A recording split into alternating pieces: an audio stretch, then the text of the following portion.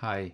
Here I wanted to briefly talk about Australia, in particular Victorian Premier Daniel Andrews. He makes international headlines in the alternative media, for his renewed 6 week lockdown, including policing, surveillance drones, and hotels converted to quarantine concentration type camps.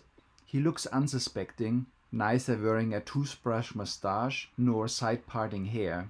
But what comes out of this pandemic is, and that will keep historians, anthropologists, social scientists, and psychologists busy for decades, if not hundreds of years, is how easy it is that regular people become tyrants, denouncers, and simple criminals if the financial and power grab incentives are large enough. Okay, here's the first clip. Let's have a look.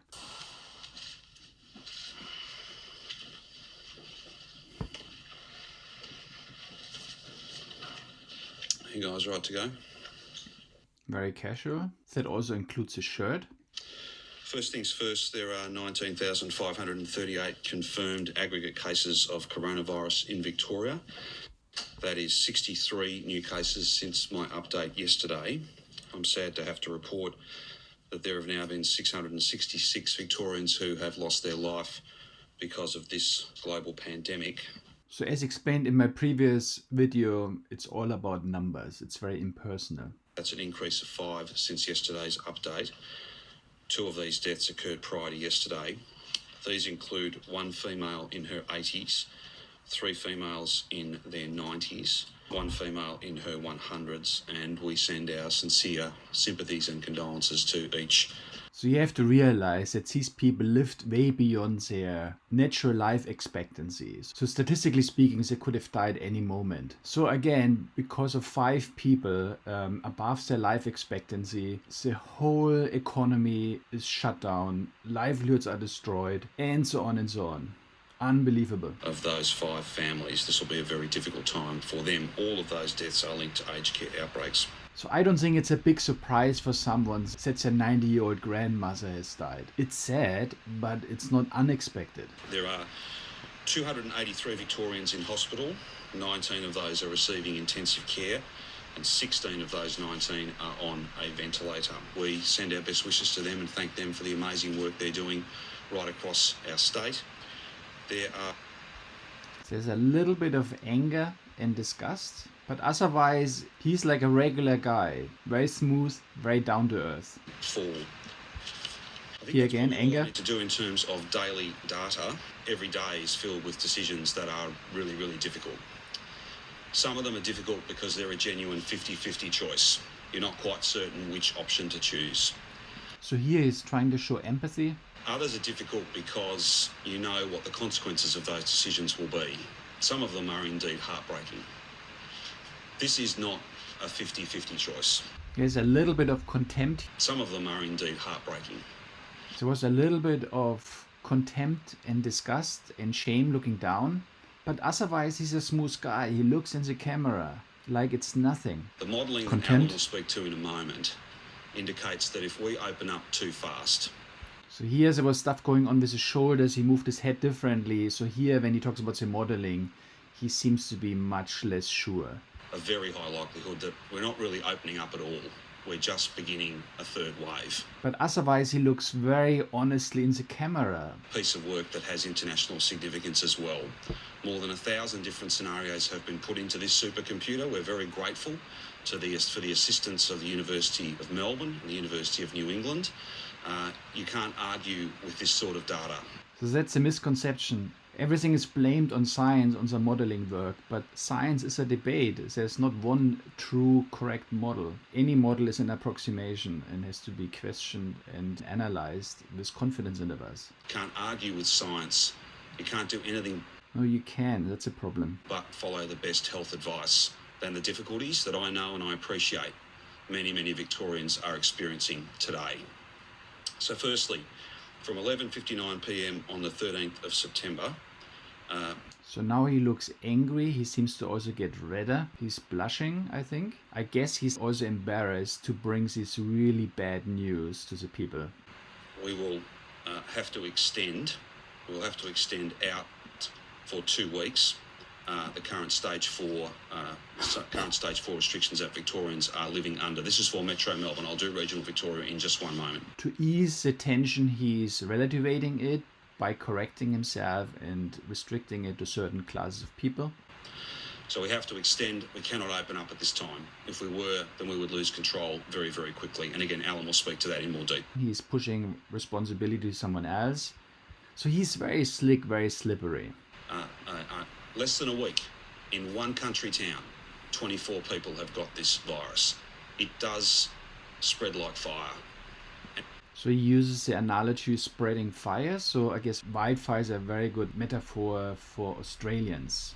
So he's adding emphasis and fear by connecting this to wildfires. We would simply be beginning a third wave, one that will do even more damage than this pandemic had. Maybe it will kill people who are 130 years old then. Let's look at Daniel Andrews when he's put under a little bit more pressure. We set that program and have complete confidence in the new arrangements under Corrections Victoria's leadership, but all of us did not want to be in this place. We did not want to have a situation where a second wave was upon us, but we can't pretend that the reality we face isn't real. It's all too real. The risks are high. And so he speaks very honestly, very openly into the camera. That's why we've had to make these very difficult decisions. Or is the greater burden of responsibility on you? I'd put it to you very clearly, Virginia, the greatest burden of responsibility is with me. I'm the leader of the government. I'm the leader of the state. For almost 6 years now, I've never walked away from that. That's a big and important part of the job that I do. But obviously the accountability for everything that goes on in our pandemic response ultimately sits with me. That's the job that I've got, and that's the job that I'm focused on doing.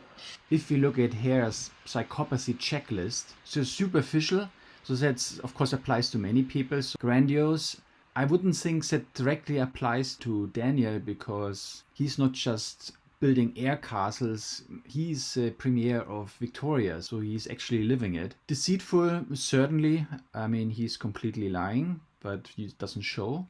Lack of remorse, he indicates tough decisions and regret, but at the same time he seems to lack it. Otherwise he wouldn't do it. He seems to indicate empathy, but certainly that's what's lacking. Otherwise he wouldn't implement these measures. He does take responsibility, what we just saw, which is surprising. He's not impulsive. He has good behavioral control. He has goal. And I don't know about his adolescence, but I suppose he didn't show much antisocial behavior. Otherwise, he wouldn't get to this position he's in. The only points which might apply are deceitful, lack of remorse, and lack of empathy. Also, he's covering these things up even. So not a lot of these points apply to him. We haven't seen many signs of deception. He spoke very openly. So here he is pushed on military drones. He apparently wanted to use drones to surveil people. And here he is questioned on that.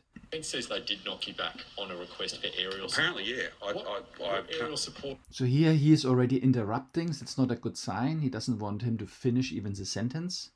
I cannot. I am not aware of requests. I'm not questioning that the answer was no. I'm happy to try and follow up for you. So he says this a lot. He often deflects with saying he wants to follow up. I think it related to drones. I think drones have been used in other states. So here's the voice goes up. He's playing dumb now. He pretends he doesn't know anything about drones. Drones have been used in other states to try and surveil some public spaces. Yeah, again, he's playing dumb. Okay, in this little clip, we saw some signs of deception. We saw similar things with Prince Andrew, in fact, and let's have a quick look again. But would you describe him as a good friend? Did you trust him? Yes, I think I probably did. You have to remember that I was transitioning out of the Navy at the time. So we also heard the high-pitched voice. He was brought right into the heart Yes, of the royal family at your invitation. But certainly at my invitation, not at the royal family's invitation. He was the, as it were, plus one to some extent. So here again, he also pretends to be completely ignorant about the circumstances. Am I right in thinking you threw a birthday party for Epstein's girlfriend, Ghislaine Maxwell, at Sandringham? No, it was a shooting weekend. A shooting weekend? Just a straightforward shooting weekend. again playing completely ignorant. We see, say, fear in his eyes. He's watching very carefully his interviewer to see if, say, lies and deception, if they work. He's shaking his head a lot. He's certainly cornered here and fearful. And yeah, playing dumb, of course, doesn't help him here, really. One can't be that dumb to not know anything what is going on. Anyway, I thought this similarity to Prince Andrew is interesting. So overall, we saw that Daniel Andrews, the premier of Victoria, seems like a regular guy. He seems very smooth, down to earth.